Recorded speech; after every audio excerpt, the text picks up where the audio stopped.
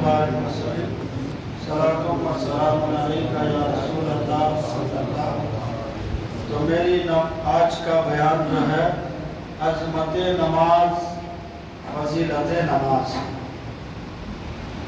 مسجد مرثیہ خواہیں کہ نمازی نہ رہے، یعنی وہ صاحب اوصاف حجازی نہ رہے۔ مسجد تو بنا لی شب بھر میں ایمان کی حرارت والوں نے، من ہمارا پرانا پھاپی ہے برسوں میں نمازی بن نہ سکے۔ مسجد ہمارے علی شام بن تو آ رہی ہے، مسجدوں میں اے تو لگ رہے ہیں، مسجد ایئر کنڈیشن تو بن رہی ہے، مگر افسوس کی بات ہے جس چیز کے لیے مسجدوں کو بنائی جا رہی ہے، نماز کے لیے نمازی نظر نہیں آ رہے ہیں۔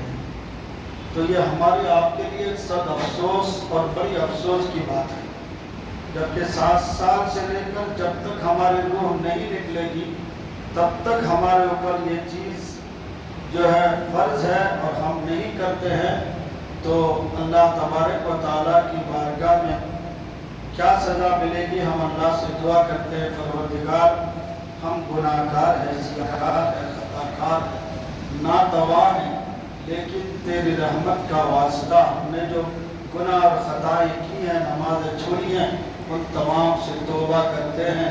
اے پروردگار آئندہ ہمیں آنے والی زندگی میں نماز پڑھنے کی توفیق عطا فرما۔ میں نے قرآن کریم کی تلاوت کی ہے، اکثر جمعے کے خطبے میں پڑھتا ہوں، اے ایمان والو اللہ کی بارگاہ میں مدد مانگو نماز اور صبر سے، یا ایھا الذین آمنوا بالصبر والصلاۃ۔ اے ایمان والو مدد مانگو اللہ سے کن چیز کو لے کر؟ ایک تو صبر کرو اور نماز۔ جب تم نماز پڑھو گے نا تو اللہ تبارک و تعالیٰ اس نماز کے ذریعے تمہاری مدد فرماتا ہے۔ اب آئیے میں آپ کو حضرت عبداللہ ابن عمر رضی اللہ تعالیٰ عنہ کی ایک روایت بیان کرتا ہوں کہ حضرت عبداللہ ابن عمر رضی اللہ تعالیٰ عنہ فرماتے ہیں، اللہ کے پیارے نبی، سب کے نبی، سارے نبیوں کے نبی جناب محمد رسول اللہ صلی اللہ تعالیٰ علیہ وسلم ارشاد فرماتے ہیں، اسلام جو ہے یہ خیمے کی طرح ہے۔ کس کی طرح ہے؟ خیمہ سمجھ رہے ہیں، گھر کی طرح ہے، اور یہ 5 چیزوں پر قائم ہے۔ کتنے؟ 5 چیزوں پر۔ تو کلمہ طیبہ لا الہ الا اللہ محمد رسول اللہ صلی اللہ تعالیٰ علیہ وسلم یہ خیمہ کی درمیانی لکڑی ہے۔ اگر درمیانی لکڑی نہ ہو تو خیمہ قائم ہوگا ہی نہیں، گھر کھڑا ہوگا ہی نہیں۔ اچھا ہم نے کلمہ پڑھ لیا، خیمہ کو قائم کر لیا، تو باقی جو 4 کونا ہے، 4 کونے میں 4 ستون ہیں، نماز، روزہ، حج، زکوٰۃ۔ اب یہ 5 ارکان ہیں اس خیمے کا، 5 ارکان ہیں اس گھر کا، 5 ارکان ہیں اسلام کا۔ سمجھ میں آ رہی؟ اچھا کلمہ ہم نے پڑھ لیا، اسلام میں داخل ہو گئے، اب اسلام کو قائم اور دائم رکھنا ہے، اس گھر کو اگر کھڑا رکھنا ہے تو 4 کونے کے کھمبے کی ضرورت ہے۔ اگر اس میں سے ایک طرف کا کھمبا نہ ہو، پلر نہ ہو، ستون نہ ہو، تو وہ کونا کمزور ہوگا کہ نہیں ہوگا؟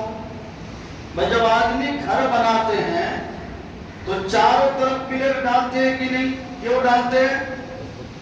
3 طرف ڈال دے، ایک طرف نہ ڈالے تو چلے گا؟ 2 طرف ڈال دے، 2 طرف نہ ڈالے تو چلے گا؟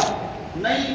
تو معلوم یہ ہوا کہ اس گھر کو قائم رکھنے کے لیے ایمان کے ساتھ، کلمہ کے ساتھ، مسلمان ہونے کے ساتھ ساتھ ہمیں ان 4 ستونوں کو قائم کرنا پڑے گا، یعنی نماز کو قائم کرنا پڑے گا، رمضان آئے تو روزہ رکھنا پڑے گا، مال ہے تو مال کا زکوٰۃ دینا پڑے گا، صاحب استطاعت ہے تو حج کرنا پڑے گا۔ तभी जाके हमने इस्लाम को सही से पकड़ लिया। और जब हमने इस्लाम को पकड़ा तो याद रख लीजिए ये इस्लाम हमारे लिए एक ऐसा खेमा है, ये इस्लाम हमारा एक ऐसा घर है जो अल्हम्दुलिल्लाह हर एतबार से हमारी हिफाजत फरमाता है, हर एतबार से। तो अब यहाँ गौर कीजिए, हम बहैसियत मुसलमान हमने इस्लाम के कौन से कोने को कमजोर किया, हम अपने घर के कौन से कोने को कमजोर किया है, तो यह हमें देख लेना है। अल्हम्दुलिल्लाह हमने देखा, कलमा पढ़ लिया, इस्लाम में दाखिल हो गए, अब नमाज भी पढ़ रहे हैं तो अल्हम्दुलिल्लाह, रोजा रख रहे तो अल्हम्दुलिल्लाह, हज कर रहे हैं अल्हम्दुलिल्लाह, ज़कात दे रहे हैं अल्हम्दुलिल्लाह। तो अब समझ लो ये इस्लाम तुम्हें बिगड़ना नहीं देगा, अब ये इस्लाम तुम्हें गुमराह होने नहीं देगा, अब यही घर तुम्हें बर्बाद होने नहीं देगा, बल्कि हर एतबार से ये घर तुम्हारी रहनुमाई करेगा, ये हर एतबार से ये घर आपको बचाएगा, ये हर एतबार से ये घर आपको सहारा देगा, और ऐसा सहारा देगा दुनिया में भी आपको सहारा मिल गया और आखिरत का बेड़ा भी पार हो जाएगा। बात आप समझे तो अल्हम्दुलिल्लाह जब आप समझने की कोशिश करेंगे ना तो यकीनन आपको नमाज की अज़मत और फजीलत समझ में आ जाएगी। और जब नमाज की अज़मत और फजीलत समझ में आ जाएगी ना तो अल्हम्दुलिल्लाह जब सुबह सवेरे मुअज्जिन कहेगा हय्या अलस सलाह, आओ नमाज की तरफ, हय्या अलल फलाह, आओ कामयाबी की तरफ, अल्लाह सबसे बड़ा है, अल्लाह सबसे बड़ा है, गवाही दो अल्लाह के सिवा कोई माबूद नहीं, तो गवाही दो अल्लाह के रसूल के सिवा कोई जो है अल्लाह तबारक, गवाही दो कि अल्लाह तबारक व तआला के नबी मोहम्मद सल्लल्लाहु अलैहि वसल्लम अल्लाह के रसूल हैं। तो नमाज से हमें क्या पैगाम मिला, ये तो मिल रहा ना कि अल्लाह बड़ा है, गवाही दो अल्लाह के सिवा कोई माबूद नहीं, यही कामयाबी का जरिया है, यही कामरानी का जरिया है। तो अल्हम्दुलिल्लाह जब नमाज की अज़मत और नमाज की फजीलत हमारी समझ में आ जाएगी ना तो मुअज्जिन के इस आवाज को सुनकर हम जो है बिस्तर में करवटें नहीं बदलेंगे, बल्कि फौरन उठेंगे और रब की इबादत की तरफ आगे बढ़ते चले जाएंगे। आगे हज़रत अब्दुल्लाह इब्न मसूद रज़ियल्लाहु तआला अन्हु फरमाते हैं, अल्लाह के प्यारे नबी सरवर कायनात सल्लल्लाहु तआला अलैहि वसल्लम ने इरशाद फरमाया, अल्लाह तबारक व तआला को पसंदीदा आमाल में से सबसे बेहतरीन अमल कौन सा पसंद है, वो नमाज है। नमाज अल्लाह तबारक व तआला को सबसे ज्यादा महबूब है, नमाजी को अल्लाह ताला बहुत ज्यादा पसंद फरमाता है। अब आप गौर कीजिए, हमारा आपका माशरे का हाल देखिए, हम सब कुछ आबाद करते हैं, कबूतरबाजी हमारे अंदर, सिनेमा हाल हमारे से आबाद, शराब खाने हमसे आबाद, जुआ खेल हमसे आबाद, कबूतरबाजी हम कर रहे हैं, पतंगबाजी हम कर रहे हैं, पूरे दुनिया के जो खिलाफ रस्म हैं वो हम कर रहे हैं, मगर मस्जिदों को आबाद करना नहीं चाहते हैं, मस्जिदों में हाजिर होना नहीं चाहते हैं। और हाल ये है, थोड़ा करीबी बात है मगर सुनाना जरूरी है, हमारा हाल ये है कि हम बाजारों में जाएंगे, शादी महलों में जाएंगे और दूसरी जगह में जाएंगे घूमने फिरने की जगह में, मगर हमारा दिन गुजर जाता है, ख्याल नहीं होता है। और जब मस्जिद में हम आते हैं तो हाल हमारा ये है कि हम कब मस्जिद से उठ के जाएंगे, ये हाल हो गया। क्यों बोलिए?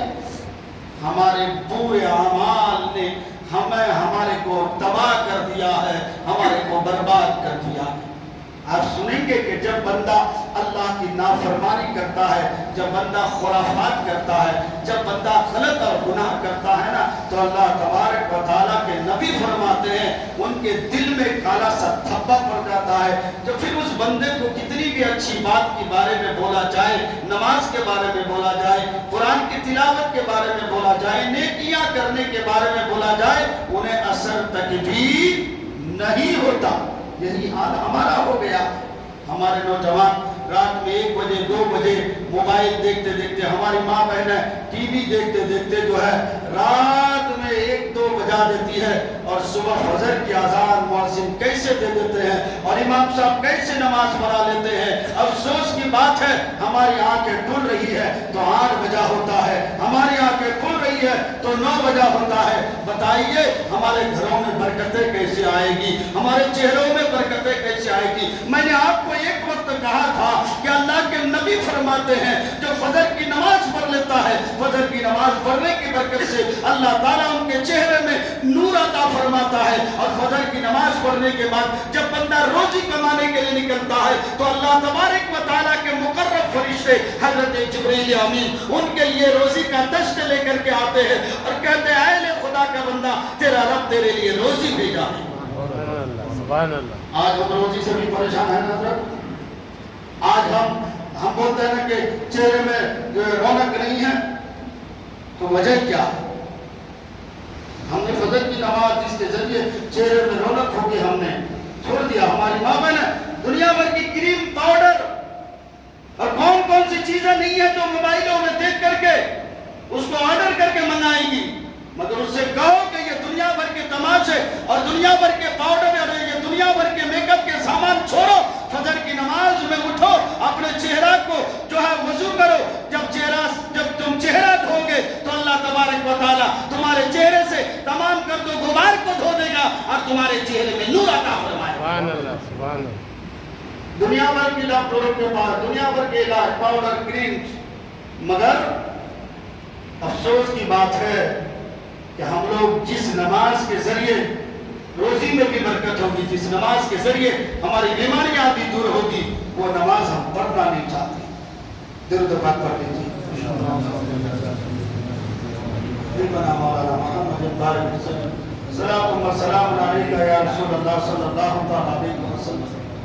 अल्लाह के प्यारे नबी सरवरे कायनात सल्लल्लाहु तआला अलैहि वसल्लम की ज़ात पाक को देखिए।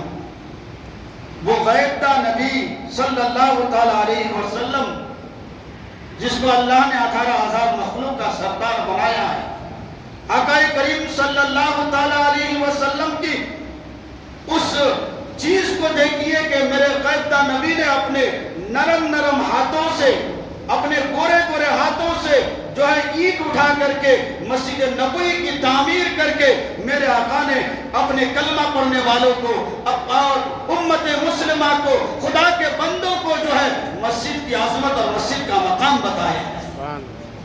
मेरे आका सल्लल्लाहु अलैहि वसल्लम रातों रात अल्लाह की इबादत करके आपने अल्लाह है कि जब मेरे आका रात की नमाज के लिए खड़े होते तो उम्मती की याद आ जाती और मेरे आका के सजदे खत्म नहीं हो जाते होते, रातें खत्म हो जाती, फिर भी मेरे आका सल्लल्लाहु अलैहि वसल्लम को जब अपने उम्मती की याद आती तो मेरे आका रोते रोते कितना रोते। आपने सुना है कि हज़रत ने क्या कहा कि मेरे आका ने इतना रोया कि उसे समंदर बह गया, मेरे करीम से कर कतरा किसी ने मांगा दरिया बहा दिए हैं, दुर्बे बहा दिए हैं। अल्लाह क्या जहन्नम अब भी ना सर्द होगा, रो रो के मुस्तफा ने दरिया बहा दिया। आका करीम सल्लल्लाहु अलैहि वसल्लम रात की नमाज के लिए खड़े, उम्मती की याद आ गई, रो रही हैं। अल्लाहु अकबर अल्लाहु अकबर। ये मेरे आका का रोना, ये क्रिया वो जारी करना, ये किस लिए था? तुम्हारे लिए ही था गुनाहगारों, सियाकारों, तुम्हारे लिए ही था। वो शब पर जाग सोना मोहम्मद का, हमारे लिए हमारे आका रो रहे थे, हमारे बख्शिश के लिए रो रहे थे। मगर अफसोस की बात है कि हम और आप इतने लापरवाह हो गए हैं। हालांकि हम देख रहे कि हमारे आंखों के सामने 10 साल का नौजवान दुनिया छोड़कर चला जाता है, 20 साल का नौजवान दुनिया छोड़कर चला जाता है, 5 साल का बच्चा दुनिया छोड़कर चले जाता है। हम तरह तरह के मंसूबे बनाते हैं, घर बनाएंगे, कारखाना बनाएंगे, कारोबार बनाएंगे, बैंक बैलेंस करते हैं, मगर अफसोस की बात है कि अचानक हमारी रूह बर्बाद हो जाती है और हमारे आंखों के सामने जो हमने जो है इरादे और मंसूबे बनाए थे वो सब के सब धरा और पड़ा रह जाता है। क्या इसके बावजूद भी हमारी समझ में नहीं आ रही है कि दुनिया की जिंदगी कितनी दिन तक है और दुनिया किस काम की है? हालांकि कुरान कहता है ये दुनिया खेल और तमाशे के अलावा कुछ नहीं है, बल्कि तुम्हारी हकीकी जिंदगी कब्र की जिंदगी है। اور اللہ رب العزت نے تمہیں اللہ کی عبادت کے لیے بنایا ہے۔ اس لیے جب تم اللہ کی عبادت کرو گے، اور اللہ کی عبادتوں میں سب سے اہم اور افضل عبادت ایمان اور عقیدے کے بعد، کلمہ شریف کے بعد، مسلمان ہونے کے بعد مومن کے اوپر سب سے بڑی اور سب سے بھاری ذمہ داری جو ہے وہ نماز ہے۔ اکثر میں بیانوں میں بولتا ہوں نماز شان بندگی ہے، نماز وقار زندگی ہے، نماز قانون شریعت ہے، نماز اسلام کا اہم رکن ہے، نماز مومن کی معراج ہے، نماز مصطفیٰ کی آنکھوں کی ٹھنڈک ہے، نماز دل کا نور ہے، نماز کے ذریعے اللہ مدد فرماتا ہے، نماز کے ذریعے اللہ دعائیں قبول فرماتا ہے، نماز کے ذریعے اللہ پریشانیاں دور فرماتا ہے، نماز کے ذریعے اللہ چہرے میں رونق عطا فرماتا ہے، نماز کے ذریعے اللہ چین اور سکون کی نیند عطا فرماتا ہے، نماز کے ذریعے بدن میں طاقت و قوت آتی ہے، نماز کے اچھی نیند آتی ہے، نماز کے ذریعے اولاد فرما بردار ہوتی ہے۔ میں نماز کی فضیلت اور عظمت آپ کو بیان نہیں کر سکتا۔ اگر میں نماز کی عظمت اور فضیلت آپ کو بیان سنانے جاؤں تو پورے سال کی ضرورت پڑے گی کہ نماز کی عظمت اور نماز کی فضیلت اور نماز کی شان میں آپ کے سامنے بیان نہیں کر سکتا۔ نہ مسجد میں نہ بیت اللہ کی دیواروں کے سائے میں نماز عشق ادا ہوتی ہے، تلواروں کے سائے میں۔ اللہ کے نبی کی ایک مختصر نماز آپ تک پہنچا رہا ہوں، درود پاک صلی اللہ تعالیٰ علیہ وسلم، بڑی تیزی کے ساتھ جا رہا ہوں۔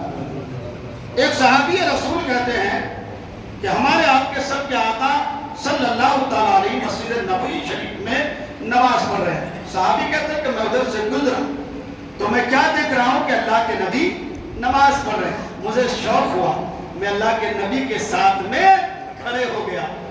جب نماز شروع ہوئی میرے آقا نے نماز میں سورہ بقرہ کی تلاوت شروع کر دی تو یہ صحابی سوچتے کہ شاید سرکار 100 آیت پڑھنے کے بعد جو ہے رکوع میں جائیں گے، 100 آیت بھی پورے ہو گئے، گئے نہیں۔ یہ سوچتے کہ شاید 200 میں جائیں گے، 200 بھی پورے ہو گئے، میرے آقا رکوع میں گئے نہیں، آپ نے پورے سورہ بقرہ کی تلاوت کر دی۔ یہ صحابی سوچتے کہ آپ رکوع میں جائیں گے سرکار۔ جب اس سورہ بقرہ کی تلاوت ختم ہوئی تو میرے آقا نے 3 مرتبہ اللہم لک الحمد پڑھا، اللہم لک الحمد پڑھا۔ پھر یہ صحابی رسول کیا دیکھتے ہیں، پھر میرے آقا نے سورہ آل عمران کی شروع کر دی۔ تو شاید اس کے 100 آیت پر آپ رکوع کریں گے، مگر آپ نے جو ہے رکوع نہیں کیا، سورہ آل عمران بھی مکمل ہو گئی۔ یہ صحابی سوچتے ہیں کہ سرکار اب رکوع میں جائیں گے۔ یہ صحابی کہتے ہیں کہ پھر سرکار نے سورہ آل عمران کے بعد سورہ مائدہ کی تلاوت شروع کر دی۔ اللہ اکبر، اور میرے آقا کا نماز پڑھنا ترتیل اور ترتیب کے ساتھ اللہ اکبر اللہ اکبر۔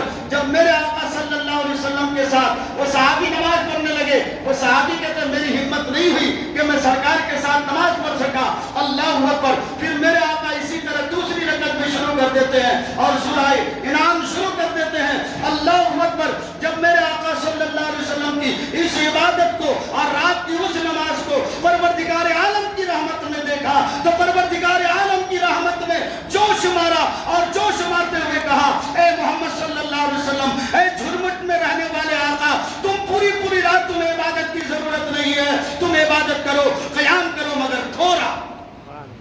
اور آج ہمیں 5 جگہ نماز پڑھنے کا ہمارے اوپر فرض ہے، مگر کتنے افسوس کی بات ہے کہ ہم وہ 5 وقت کی نماز نہیں پڑھ پاتے۔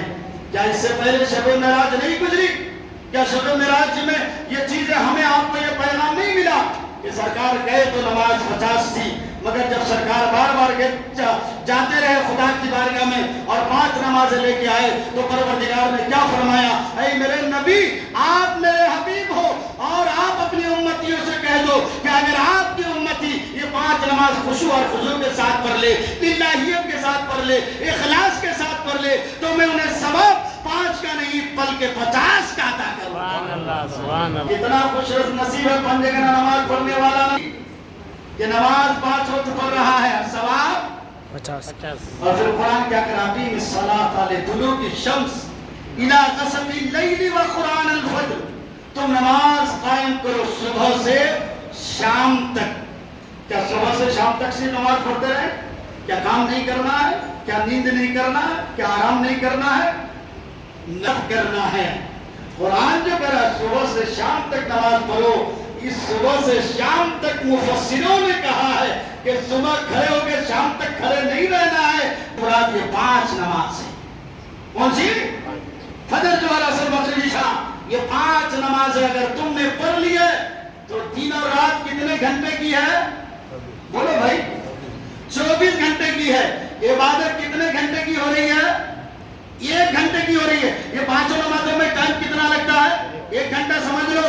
تو آپ 24 گھنٹے دن رات میں 1 گھنٹہ اللہ کی عبادت کر رہے ہو۔ اے قربان جاؤ خدا کے بندو، رب کی رحمت پر تم 1 گھنٹہ عبادت کر رہے ہو، تمہیں پورے 24 گھنٹے کا ثواب عطا کیا جاتا ہے۔ سبحان اللہ، سبحان اللہ۔ یعنی یہ نماز آپ پڑھ رہے ہو تو الحمدللہ، رات میں اگر سو رہے ہو تو آپ کا سونا بھی عبادت میں گزر رہا ہے۔ سبحان اللہ۔ یہ نماز آپ پڑھ رہے ہو، دن میں اگر آپ ڈیوٹی کر رہے ہو تو آپ کا ڈیوٹی بھی عبادت میں گزر رہا ہے۔ تو رب کی رحمت پر قربان جاؤ۔ اس لیے اے خدا کے بندو، جو نافرمان ہو چکے ہو، جو نماز سے غافل ہو چکے ہو، اس لیے نماز کی طرف آ جاؤ، رب کو مناؤ، رب کو مناؤ، رب کا دیدار کرو۔ اگر رب کا دیدار کرنا چاہتے ہو، وہ نماز کا سجدہ ہے جسے رب تمہیں اپنا دیدار کراتا۔ سبحان اللہ، سبحان اللہ۔ اب بعض لوگ بولتے ہیں حضرت ہمیں فرصت نہیں ہے، ہمیں فرصت نہیں ہے، نماز کی فرصت نہیں ہے۔ اللہ تم سے اتنا ناراض ہو گیا ہے کہ اللہ اپنی بارگاہ میں تمہیں کھڑا کرنا نہیں چاہتا۔ سمجھ رہے ہیں میری بات کو؟ سمجھیے، اللہ ہم اتنے گناہ کر چکے ہیں، اتنے خطا کر چکے ہیں، اتنی غلطیاں ہم کر چکے ہیں کہ اب اللہ تبارک و تعالیٰ چاہتا نہیں ہے کہ یہ نافرمان بندہ میرے سامنے کھڑے ہو۔ ہمارے سے قیام کی جو ہے اللہ تبارک و تعالیٰ چھین رہا ہے۔ جس سجدے کے ذریعے خدا کا دیدار ہوگا، وہ سجدے سے آج ہم غافل ہو چکے ہیں۔ تو بتاؤ کل حشر کے میدان میں آپ کا باپ آپ کے ساتھ میں ہوگا، آپ کے رشتہ دار آپ کے ساتھ میں ہوں گے، آپ کے دنیا دار دنیا کے ساتھی آپ کے ساتھ میں ہوں گے؟ نہیں ہوں گے نا۔ تو رب کی رحمت تو ہوگی۔ اگر رب کی رحمت کے ذریعے بخشنا چاہتے ہو تو پھر نماز کی پابندی کرو۔ برادران ملت اسلامیہ، اور آگے چلیے، ایک اللہ والے ہیں حضرت اسحاق سبعی رحمت اللہ علیہ۔ وہ کہتے ہیں کہ بوڑھا سے میرے سے نماز کا لذت ختم ہو رہا ہے، صرف 1 رکعت میں سورہ بقرہ اور سورہ آل عمران کی تلاوت ہوتی ہے۔ اب یہ دونوں سورت کتنے والے؟ 2.4 پارے کے کتنے؟ اب بول کر رہو یہ اللہ والے ہیں۔ ایک اللہ والے تو ایسے ہیں، وہ رب کی بارگاہ میں نماز پڑھتے اور دعا کرتے۔ کیا دعا؟ اے مولا، اگر تو مجھے کچھ دینا چاہتا ہے، میں تیری رحمت کا امیدوار ہوں۔ اے پروردگار، نماز کی لذت بتا رہا ہوں، نماز کا ذائقہ بتا رہا ہوں، نماز کی چاشنی بتا رہا ہوں۔ جو نماز پڑھتے ہیں، نماز کی چاشنی کیا ہے، نماز کی لذت کیا ہے، ایک نمازی جانتا ہے۔ اللہ اکبر۔ وہ اللہ والے کہتے ہیں پروردگار، جب میں دنیا سے چلا جاؤں نا، قبر میں مجھے نماز پڑھنے کی جو ہے توفیق عطا فرما۔ آمین۔ کہتے ہیں کہ یہ اس کے بارے میں لوگوں کو معلوم ہو چکا تھا کہ یہ اللہ والے خدا کی بارگاہ میں ایسے ہی دعا کرتے ہیں۔ تو جب اس کا انتقال ہو گیا، جب اسے دفن کیا گیا، کہتے ہیں کہ ان کے قبر سے جو ہے تو لوگوں کا یہ تھا، اللہ کی مرضی، اللہ کی حکمت ہے، اللہ جو چاہتا ہے کرتا ہے، اور جو کرتا ہے اللہ کے ہر کام میں حکمت ہے، ہماری سمجھ میں آئے یا نہ آئے۔